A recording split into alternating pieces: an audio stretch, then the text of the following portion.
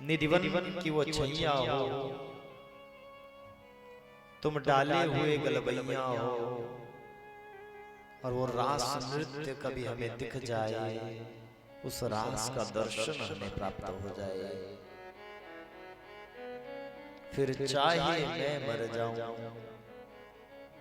फिर भले ही तन से प्राण निकल जाए, और इस जीवन की जो सांझ है, वो जीवन की सांझ निधिवन सेवा कुंज इन लता पताओं में उलझ उलझ कर इस जीवन की शाम हो जाए, इस जीवन की सांझ हो जाए। कभी ऐसे कृपा कर दो, कभी तो वो नजारा दिखा दो जो तुम गलबियां डाले हुए निधिवन के उस पावन प्रदेश में, उन सघन कुंजों में रास विहार करते हो, रास क्रीड़ा करते हो, और मैं तुम्हें देखूं, मैं तुम्हें निहारा करूं, रूप सुधा का पीऊं सामने बिठा के, मैं तुम्हें सामने अपने सामने बिठा के उस रूप माधुरी का रस पान करूं, उस रस माधुरी को मैं पीऊं। कभी ऐसे कृपा कर दो, कभी तो ऐसे कृपा कर दो ठाकुर। अपने चरणों का सानिध्य हमें दे दो, अपनी शरणागति हमें दे दो, और हम सुबह उठ करके तुम्हें देखें, सांझ को तुम्हें शयन कराएं, और प्रातः तते ही तुम्हारा दर्शन हो। कभी ऐसी कृपा इस दास के ऊपर कर दो, कभी तो ऐसी कृपा कर दो नाथ। हे नाथ मैं तुम्हें भूलूं नहीं, हे नाथ मैं तुम्हें भूलूं नहीं, हे नाथ मैं तुम्हें भूलूं नहीं।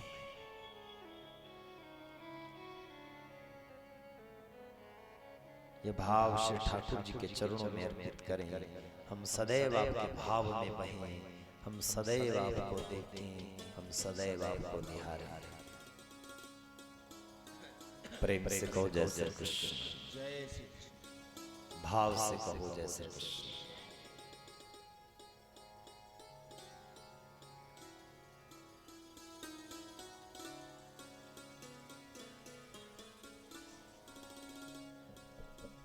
श्री ठाकुर जी की अनुकंपा से, पावन कृपा से आज श्री धाम वृंदावन में चतुर्थ दिवस की है प्रातः कालीन मंगला वेला, भोर की बेला, जहां चारों तरफ राधा राम की धुनी है, चारों तरफ श्री ठाकुर जी का स्वरूप नजर आता है। ऐसी परम पावन पुनीत वेला में, एकादशी के पावन अवसर पर हम आप सब लोग बड़ भागी हैं जो श्री ठाकुर जी की शरणागति में, श्री ठाकुर जी के चरण शरण में बैठ करके उन्हें याद करते हैं, बार बार उनसे प्रेम हम दर्शाते हैं, हम बार बार उनको याद करते हैं। बड़े भाग्य से यह समय मिलता है, बड़े पुण्य न जाने कितने जन्मों के हमारे थे, जो एकादशी जो श्री ठाकुर जी की पावन तिथि है, उस परम पावन एकादशी तिथि पर श्री ठाकुर जी ने अपना सानिध्य हमें दिया, और एकादशी की इस पावन बेला पर अपने चरण शरण श्री ठाकुर जी ने हमें प्रदान की। वो गिरिराज की तलहटी, वो यमुना का पुलिन, वो बंसीवट की छैया, ये तब प्राप्त होती है जब श्री ठाकुर जी अन्य कृपा भक्त के ऊपर करते हैं, अन्य कृपा जब दास के ऊपर करते हैं, और ये कृपा हमारे ऊपर हुई है। किस भांति से श्री ठाकुर जी का हम धन्यवाद करें, किस भांति से उनको हम धन्यवाद दें। ठाकुर एक तो मनुष्य आपने बनाया, और मनुष्य बना करके भी सुंदर कुलों में, सुंदर परिवार में हमें जन्म दिया, और जन्म देने के उपरांत अपनी चरण शरण आपने हमें दे दी। हम किस भांति आपका धन्यवाद हम करें, किस भांति से आपको रिझाएं, किस भांति से आपको बनाएं। तो परम पावन पुनीत यह बेला, आज एकादशी के पावन पर्व पर आज श्री ठाकुर जी का आना हमारी इस कथा के मध्य आज होगा, आज श्री ठाकुर जी पधारेंगे, आज गोविंद का आना होगा। प्रेम से कहो जय श्री कृष्ण। भगवान कब आते हैं, क्यों आते हैं और कैसे आते हैं, हमें यह विचार करना है। श्री कृष्ण जन्मोत्सव तो हम हर कथा में मनाते हैं, हर साल जन्माष्टमी पर मनाते हैं, लेकिन सबसे बड़ी बात है भगवान क्यों आते हैं, उन्हें क्या जरूरत पड़ जाती है कि उन्हें अपना गौलोक छोड़ करके इस धराधाम पर, इस पृथ्वी पर आना पड़ता है, क्या कारण बनता है, और भगवान कब आते हैं और भगवान कैसे आते हैं।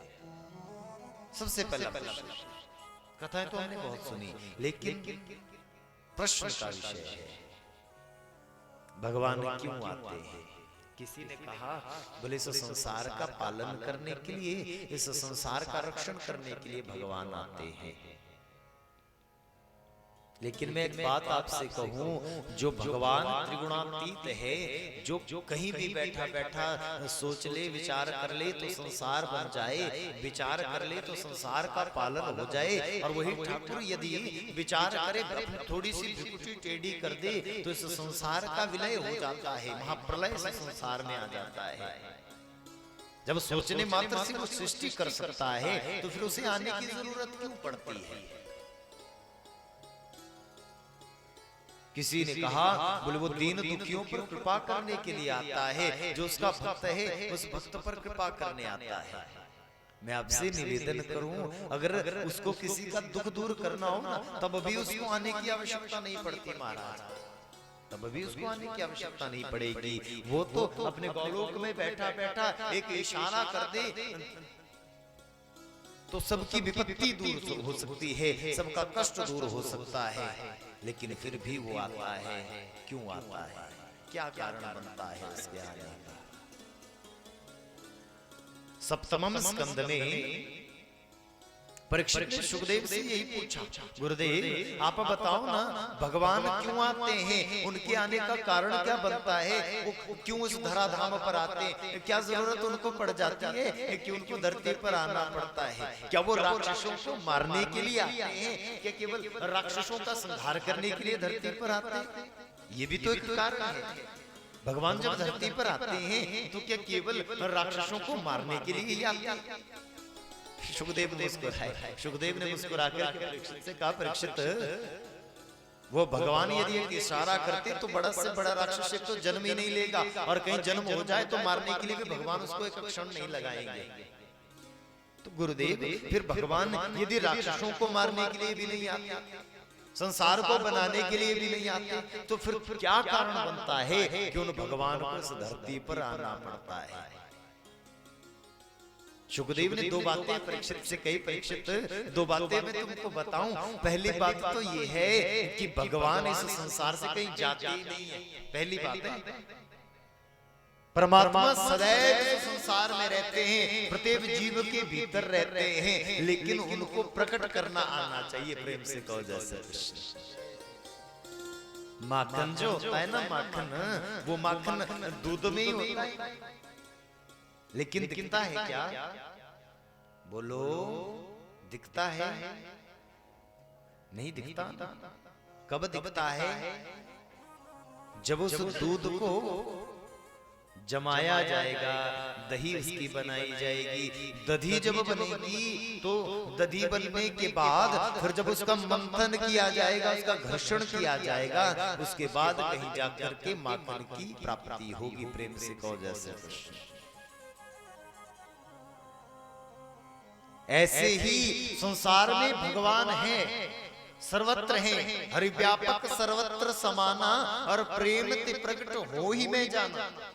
भगवान हर जगह है, लेकिन मिलते कैसे हैं, बोले सबसे पहले तो दूध को जमाना पड़ेगा, उसकी दही बनानी पड़ेगी। और दूध कब जमता है, जब उसमें हम लोग थोड़ी सी खट्टी छाछ डालेंगे, लस्सी डालेंगे, तब जाकर के वो दूध जमता है। प्रेम से कहो जय श्री कृष्ण। यही विधि है ना। ध्यान रखना, हम भी दूध के ही समान हैं। भगवान हमारे भीतर हैं, लेकिन हमने क्या किया कि हमने उस चाक को अपने भीतर डाला ही नहीं जो सदगुरु ने हमें दिया। वो मंत्र हमने कभी जपा ही नहीं, वो मंत्र कभी हृदय में बिठाया ही नहीं जो कभी सदगुरु ने हमें दिया और कहा कि नाम जप करो और मन में उस चाक को रखो। बुल्ले शाह कहते हैं, बोले चाक बिना दूध नहीं हो जमदा, भावे लाल होवे कड़कड़ के, वो दूध कड़कड़ के लाल हो जाए लेकिन कभी वो दही नहीं बन सकता। कब तक नहीं बन सकता? जब तक उसके भीतर चाक को नहीं डाला जाएगा, जब तक उसके भीतर लस्सी या छाछ को नहीं डाला जाएगा तब तक वो जमेगा नहीं, या थोड़ी सी दही उसमें डालनी पड़ेगी। भगवान हमारे भीतर है, लेकिन हमें उन्हें प्रकट करने के लिए गुरु से वो चाक लेना पड़ेगा, उसको मन के भीतर रखना पड़ेगा। मन के भीतर जब वो रखा जाएगा तो ये दूध जमेगा, और जब दूध जम जाए ना तो फिर गुरु मंत्र का मंथन हमें करना है, फिर हमें बार बार उसका घर्षण करना है, बार बार उसका घर्षण करके उस दधी का मंथन करना है। और दधी का जब मंथन होगा तब कहीं जाकर के माखन की प्राप्ति हमें हो सकती है, ऐसे माखन की प्राप्ति नहीं हो सकती। परमात्मा तो हमारे भीतर ही है, हमारे अंदर ही है, लेकिन प्रकटेंगे कैसे? कैसे प्रकट होंगे?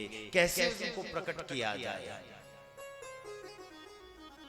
बोले उनको प्रकट करने के लिए प्रेम की सीढ़ी को चढ़ना पड़ेगा, और प्रेम जब हृदय में आएगा और जब उनके प्रति अनुराग जीवन में आएगा, राग जब दूर हो जाएगा, अनुराग जब जीवन में आएगा तो वो ठाकुर, वो परम पिता परमात्मा, वो सर्वज्ञ, वो सर्वेश्वर हमारे सामने प्रकट हो जाएगा, और प्रकट होकर के हमें वो दर्शन दे देगा, ऐसी वो कृपा करेगा।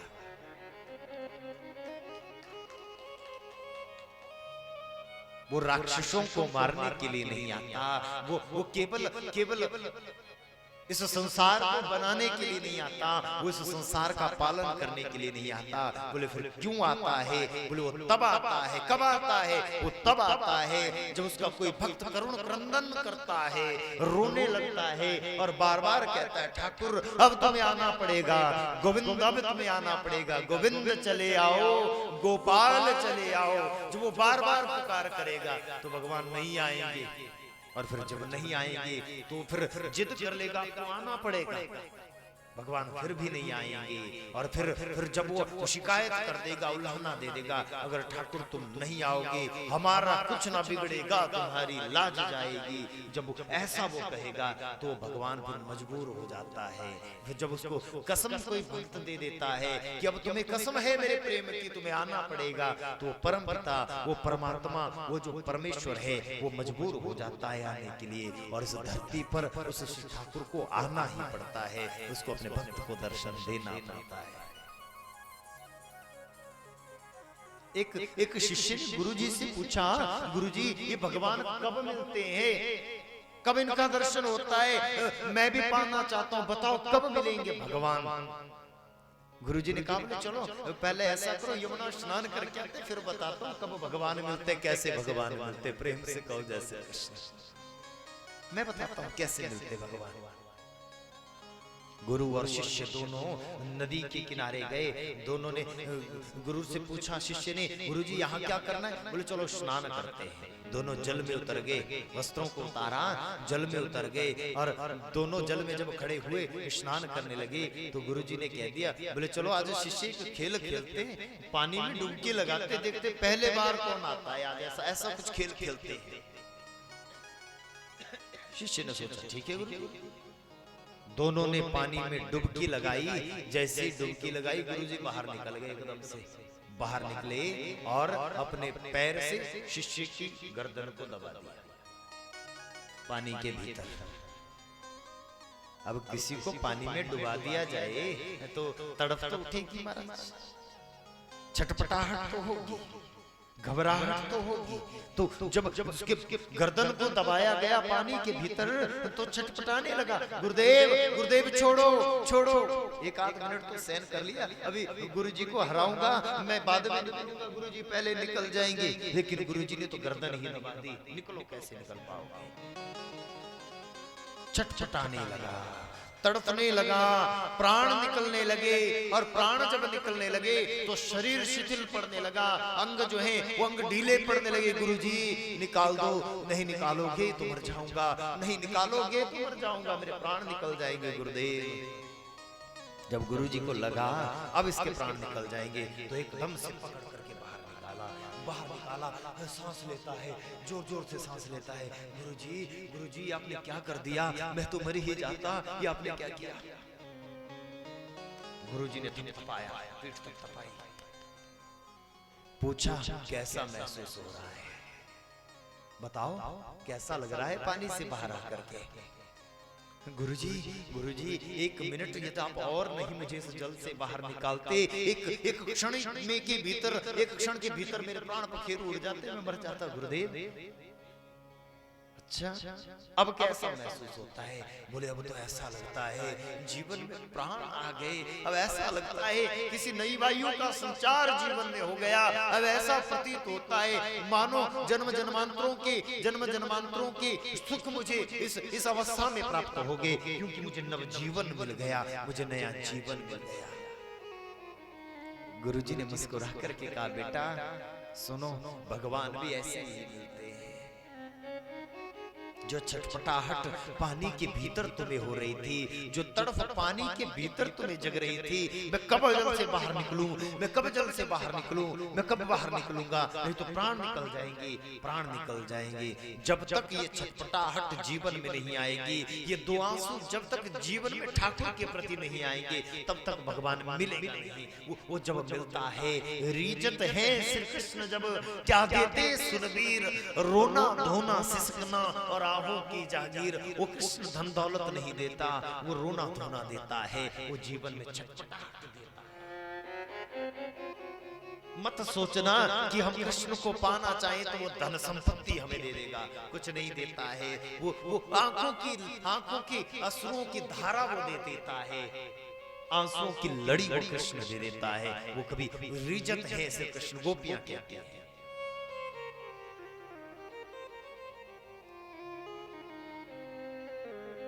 और जब ये छटपटाहट जीवन में आती है, जब उससे मिलने की तड़फ जब जीवन में आती है, हमें उससे मिलना है, हमें उस कृष्ण को पाना है। जब ये छटपटाहट जीवन में आएगी, जब ऐसा लगने लगे कि 1 मिनट में यदि भगवान हमें प्राप्त नहीं हुआ, आधे क्षण में यदि भगवान हमें नहीं मिला, तो ये प्राण निकल जाएंगे, ये प्राण पखेरु उड़ जाएंगे।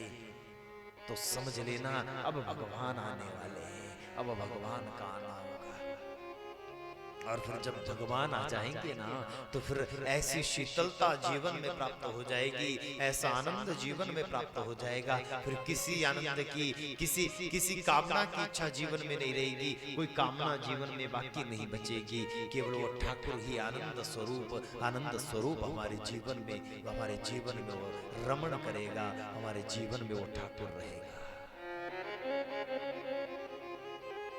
तो भगवान क्यों आते हैं? बोले जब भक्त कोई करुण क्रंदन करता है, रुदन करता है, तो उस ठाकुर को आना पड़ता है। और कब आता है? जब भक्त को ये लगने लगता है कि 1 मिनट में यदि वो नहीं आया, 1 क्षण के बाद मेरे प्राण निकल जाएंगे।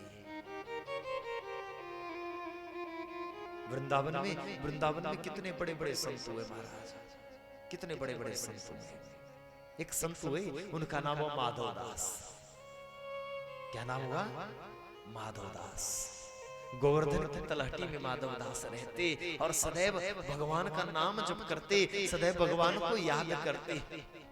उनके विषय में कहते हैं, बोले एक दिन माधवदास चले जा रहे थे, एक दिन जो उनकी बाल है वो बाल आज कुंजों में उलझ गए तो पीछे मुड़ करके नहीं देखा और भगवान से शिकायत कर दी, कान्हा बाल पकड़ते हो, शरारत करते हो, मेरे बालों को छोड़ दो, इन जटाओं को, इन लटाओं को आप छोड़ दो। और माधवदास रोने लगते, कन्हैया ऐसा ना करो। लता तो लताओं में उलझी है ये जटा, लेकिन कृष्ण को वो याद करते हैं। ये छटपटाहट है, हर जगह उनका दर्शन हो, जहां भी देखें जहां भी ये जाएं, तुम्हें ही ढूंढे ये पागल निगाहें। जब ये निगाहें श्री ठाकुर जी को ढूंढने लगेंगी, जब ये निगाहें गोविंद को याद करने लगेंगी, तब श्री ठाकुर जी का आना जीवन में होगा। और ये जो माधवदास है ना महाराज, ये माधवदास रोज रोज जो भोजन करते हैं ना, रोज जो भोजन करते हैं वो ऐसा भोजन करते हैं, संत लोग भोजन पा लेते हैं, पत्तल पर जो जूठन बचती है उस जूठन को माधवदास इकट्ठा करते हैं, और जूठन को इकट्ठा करके संतों की जूठन को खाते हैं। संतों का जूठा जो प्रसाद है उसको माधवदास पाते हैं। रोज गिरिराज की तलहटी से माधवदास निकलते और देखते कहाँ भंडारा चल रहा है। जहाँ भंडारा लगा होता वहां उन पत्तलों को उठाते, इकट्ठा करते, एक पत्तल में इकट्ठा थोड़ा सा जो भोजन हो जाता उसको शीत प्रसादी के रूप में, शीत प्रसादी के रूप में माधवदास उसको पाते। एक दिन की घटना है, माधवदास आज सुबह उठे, आज उठे तो उठ करके भगवान का नाम जप करने लगे। आज नाम जप में इतना तल्लीन हो गए, इतना तल्लीन हो गए माला जपते जपते कि आज उनको सुधी ही नहीं रही, मुझे भोजन करना है। दोपहरी जब हुई तो माधवदास को याद आया, अरे आज मैंने भोजन किया नहीं है शायद। ओहो अच्छा अच्छा, अरे संतों ने पत्तल उठा दी होगी, दौड़ो मैं भागू। दौड़ करके गए तो क्या देखा, संत लोग भोजन करके चले गए हैं, जूठी पत्तल रख के चले गए, भोजन को फटाफट इकट्ठा किया। जब शीत प्रसादी बची थी उस शीत प्रसादी को माधवदास इकट्ठा करते पत्तल के भीतर लेकर के चले और लेकर के अपनी कुटिया में आए। लेकिन भूख भी बड़ी बुरी चीज होती है महाराज, जब लग जाती है ना तो फिर सुधी नहीं रहती व्यक्ति को। कबीरा कुटिया भूख है, करे भजन में भंग, रोटी टुकड़ा डाल के भजन करो निष्ठंग। कबीर जी कहते बोले ये जो भूख है कुटिया है, जब भी भजन करने बैठते सताने लगती है। बोले फिर क्या करना चाहिए? बोले जब भी ये सताने लगे तो उसको 2 टुकड़े रोटी के डाल करके फिर भजन में बैठ जाना चाहिए। अर्थात अगर भूखे भजन ना हो ना तो पहले भोजन कर लेना चाहिए, फिर उसके बाद भजन करना चाहिए। प्रेम से कहो जय श्री कृष्ण। और राजेश्वरानंद स्वामी तो कहते थे, बोले ये जो पेट है ना, पेट हमारा पेट जो है लगा तो आगे है, लगा तो आगे है लेकिन पड़ा पीछे। इस पेट के लिए दिन रात हम लोग कमाते हैं। अभी खाएंगे 2 घंटे के बाद फिर डिमांड करेगा लाओ और चाहिए। लगा तो पेट आगे है लेकिन पड़ा पीछे है। अब माधवदास जब गए उन संगन कुंजरों में, उस प्रसादी को, शीत प्रसादी को माधवदास ने इकट्ठा किया, इकट्ठा करके कुटिया में आए तो आज भोग लगाना भगवान को भूल गए। और भोग लगाना भूल गए, जैसे ही कौर उठाया, उठा करके अपने मुंह में धर दिया। जैसे ही मुंह में माधवदास ने निवाला रखा, कौर को रखा, तो याद आ गई आज गोविंद को भोग नहीं लगा। रोज का नियम था माधवदास का, जितना जितना अन्न जो शीत प्रसादी इकट्ठा करके लाते थे उस शीत प्रसादी का भोग पहले भगवान को लगाते थे, फिर स्वयं पाते थे। संतों की जूठन को भगवान को भी खिलाते, स्वयं भी खाते। लेकिन आज क्या हुआ? आज भगवान को भूल गए और निवाला मुंह में चला गया। ज्यों ही निवाला मुंह में गया एकदम से याद आई, अरे ये मैंने अपराध कर दिया, भगवान को भोग नहीं लगाया। दुविधा में माधवदास पड़ गए। निगलता हूं तो भगवान को भोग नहीं लगा, उगलता हूं तो संतों का प्रसाद है, प्रसाद का अपमान हो जाएगा। माधवदास ना तो निगलते बने ना उगलते बने, करूं तो क्या करूं, आंखों में आंसू आ गए। ठाकुर अपराध आज हो गया, आज मैं आपको भोग लगाना भूल गया और संतों की प्रसादी को मुख में धर दिया। अब उगलता हूं तो प्रसादी का अपमान है, निगलता हूं तो आपको भोग नहीं लगा, आपका अपराध हो जाएगा, क्या मैं करूं। सुबह से बैठे थे, निवाला मुख के भीतर है, आंखों में अश्रु हैं, और ठाकुर जी को याद करते करते, गोविंद को याद करते करते रुदन करने लगे, रोने लगे। सुबह से सांझ हो गई, अर्धरात्रि हो गई, ना तो प्रसाद निगला ना ही उगला, बैठे रहे माधवदास। आधी रात हो गई तो वो गोविंद है, वो गोविंद आज माधव, वो जो माधव है वो दूसरे माधव के दरवाजे पर आ गया महाराज। वो कृष्ण आज माधव के दरवाजे पर आ गया। द्वार तिहारे आयो माधव, माधवदास मैं तेरे दरवाजे आया हूँ, मैं तेरे दरवाजे आया हूँ। और श्री ठाकुर जी माधवदास की गोदी में जाकर के बैठ गए। बाबा बाबा ये क्या करते हो, क्यों रोते हो, किस लिए रो रहे हो? माधवदास ने रोते रोते कहा, ठाकुर आज तेरा भोग भूल गया, तेरा प्रसाद भूल गया और मुख में निवाला धर दिया। बोले बाबा कोई बात नहीं, मैं आ गया हूं, मैं भोग ले लूंगा।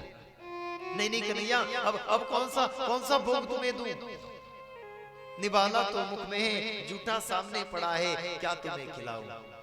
भगवान ने मुस्कुराते हुए माधवदास से कहा, माधव अपना मुख खोलो और अपने मुख से निकाल करके थोड़ा मेरे मुख में धर दो, प्रसाद का अपमान भी नहीं होगा, मेरा भोग भी लग जाएगा। माधवदास कहता नहीं नहीं नहीं प्रभु, अरे मेरे मुख से निकाल करके आप खाओगे, मेरी जूठन को आप खाओगे? नहीं नहीं नहीं नहीं प्रभु, नहीं नहीं, मैं अपराध नहीं कर सकता, मैं अपराध नहीं कर सकता।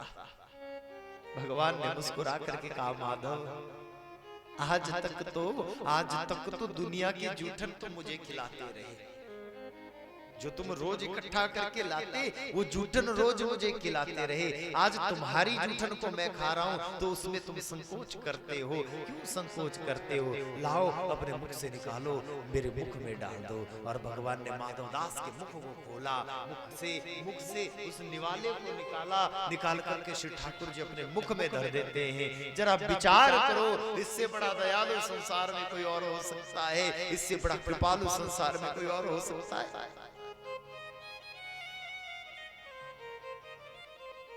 कितना वो दयालु है, कितना वो कृपालु है, जो अपने भक्त के मुख से कौर निकाल करके अपने मुख में धर देता है, संतों की प्रसादी का अपमान भी नहीं करता और अपना मान भी रख लेता है।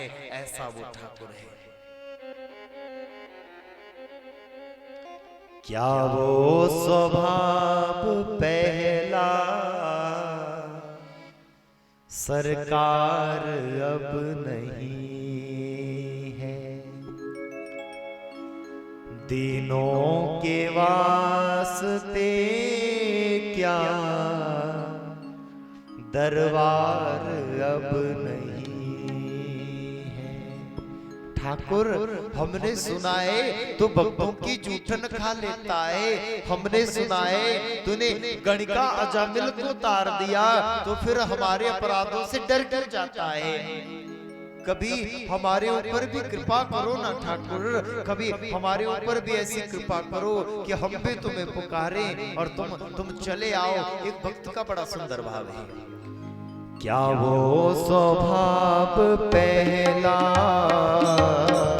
सरकार अब नहीं है, क्या वो स्वभाव पहला सरकार अब नहीं है, क्या वो स्वभाव पहला सरकार अब नहीं है, दीनों के वास्ते क्या दरबार अब नहीं है, दीनों के वास्ते क्या दरबार अब नहीं है, क्या वो स्वभाव पहला सरकार अब नहीं है, क्या वो स्वभाव पहला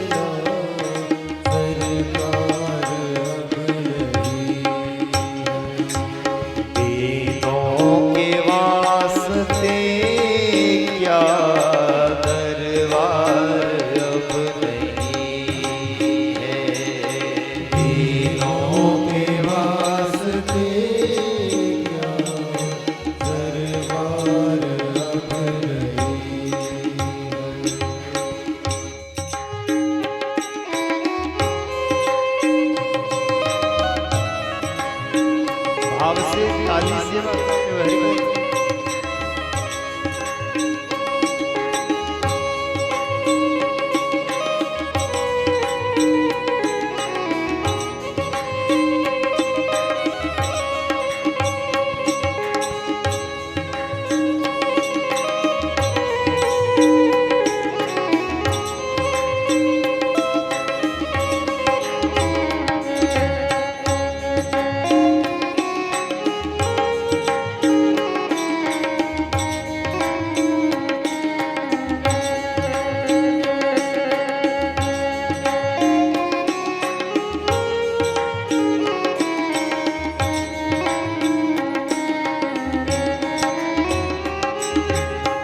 या तो दयालु मेरी दृग्दीनता नहीं है, या तो दयालु मेरी दृग्दीनता नहीं है, या तो दयालु मेरी दृग्दीनता या तो दयालु मेरी दृग्दीनता नहीं है, या दीन की तुम्हें ही दरकार अब नहीं है, या दीन की तुम्हें ही दरकार अब स्वभाव पहला सरकार अब नहीं है, क्या वो स्वभाव पहला सरकार अब नहीं है।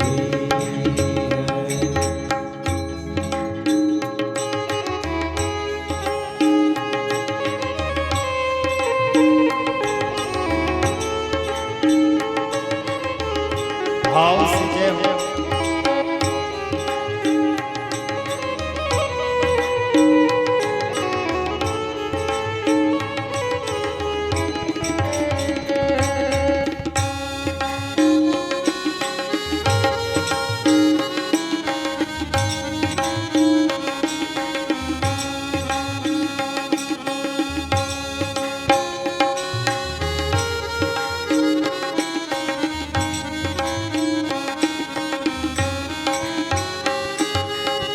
पाते थे जिस हृदय से आश्रय अनाथ लाखों, पाते थे जिस हृदय से आश्रय अनाथ लाखों, पाते थे जिस हृदय से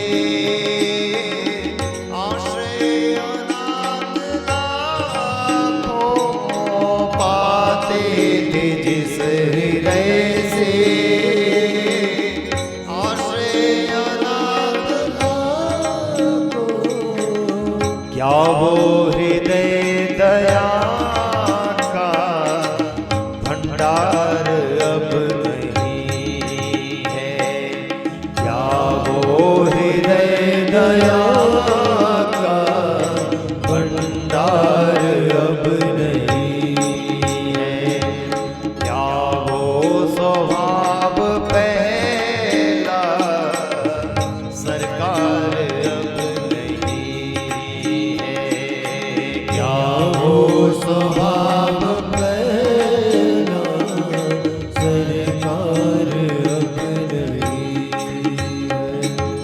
तीनों के वास्ते क्या दरबार अब नहीं है, तीनों के वास्ते क्या दरबार अब नहीं है।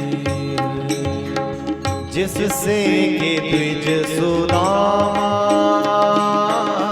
त्रैलोक्य पा गया था, जिससे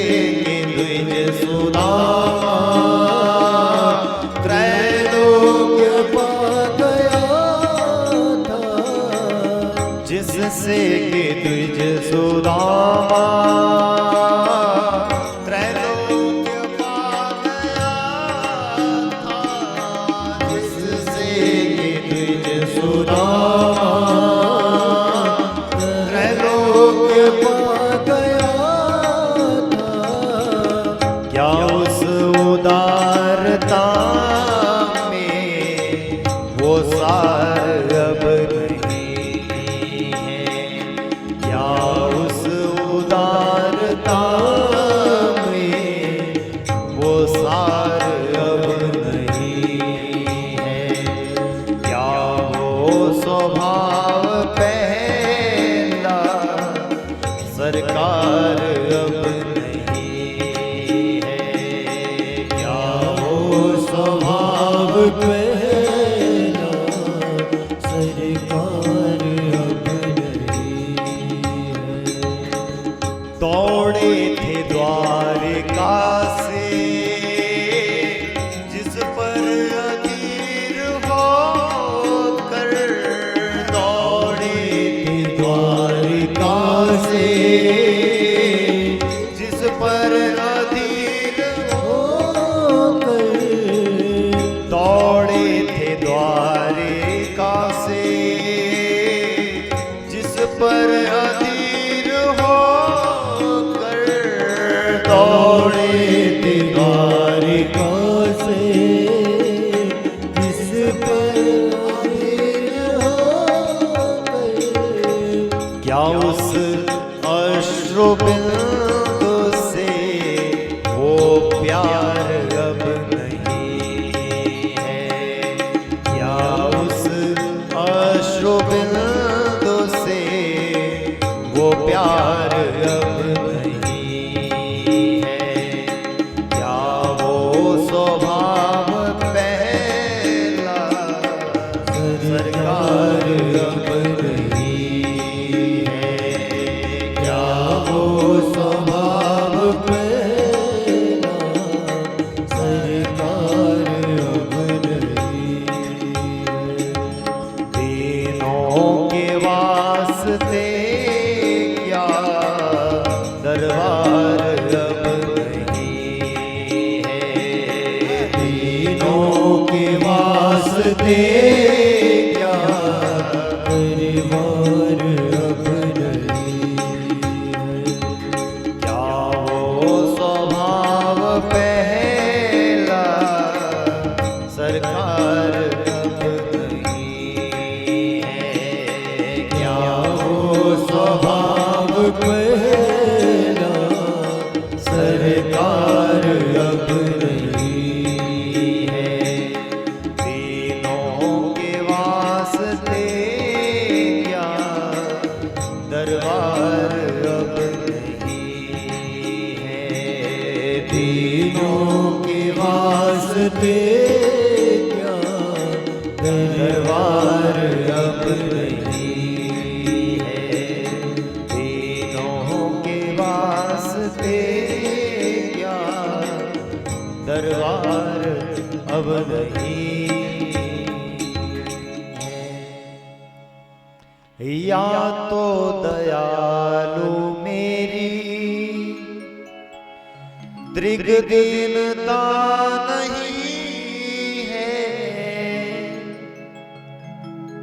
या तो दयालु मेरी, या मैं काबिल नहीं हूं, दृग दीनता नहीं है,